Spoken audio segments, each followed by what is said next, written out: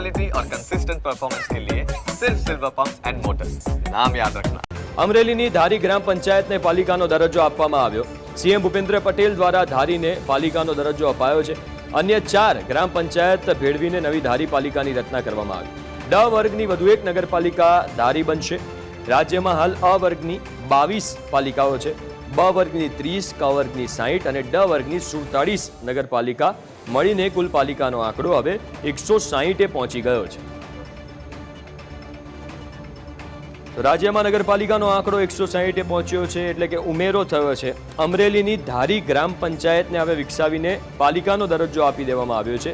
મુખ્યમંત્રી ભૂપેન્દ્ર પટેલે ધારીને પાલિકાનો દરજ્જો આપ્યો અને જો આમાં વિગતવાર જે વર્ગ આપવામાં આવ્યા છે એની વાત કરીએ તો ડ વર્ગની વધુ એક નગરપાલિકા બનવાની છે ધારી।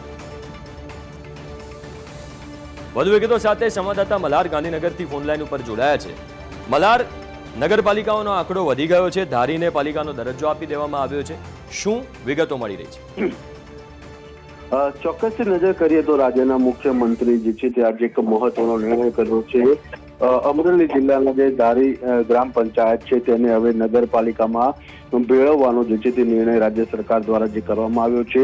એટલે કે હવે રાજ્યની અંદર 160 નગરપાલિકા જે છે તે બની ચૂકી છે।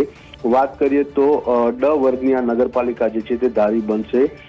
હાલમાં જો વાત કરીએ તો રાજ્યની અંદર અ વર્ગની 22, બ વર્ગની 30, ક વર્ગની 60 અને ડ વર્ગની 47 મળીને કુલ 149 નગરપાલિકા હતી, પરંતુ હવે તેની અંદર હવે ધારીનો જે છે તે સમાવેશ કરવામાં આવ્યો છે। એટલે કે ધારીની અંદર હવે જે 47 અગાઉ નગરપાલિકા હતી તેની જગ્યાએ હવે 48 જે છે તે નગરપાલિકાનો સમાવેશ જે છે તે કરવામાં આવ્યો છે। આ ઉપરાંત સાબરકાંઠાની ઈડર નગરપાલિકામાં પણ જુવાનપુરા અને સદાગપુરા ગામનો પણ સમાવેશ જે છે તે કરવાનો, એટલે કે તેની હદ વધારીને તેને પણ નગરપાલિકા વધારવાની હદ જે છે તે વધારવામાં આવી છે। એટલે કે રાજ્યના મુખ્યમંત્રી દ્વારા જે છે તે આ એક મહત્વનો નિર્ણય આજે લેવામાં આવ્યો છે। વિગતો આપવા માટે તો રાજ્યમાં નગરપાલિકાનો આંકડો પહોંચ્યો 160। અમરેલીની ધારી ગ્રામ પંચાયતને પાલિકાનો દરજ્જો મળ્યો છે। સીએમ ભૂપેન્દ્ર પટેલ દ્વારા ધારીને પાલિકાનો દરજ્જો આપવામાં આવ્યો। અન્ય 4 ગ્રામ પંચાયત ભેળવીને નવી ધારી પાલિકાની રચના કરવામાં આવી છે। ડ વર્ગની વધુ એક નગરપાલિકા બનશે ધારી।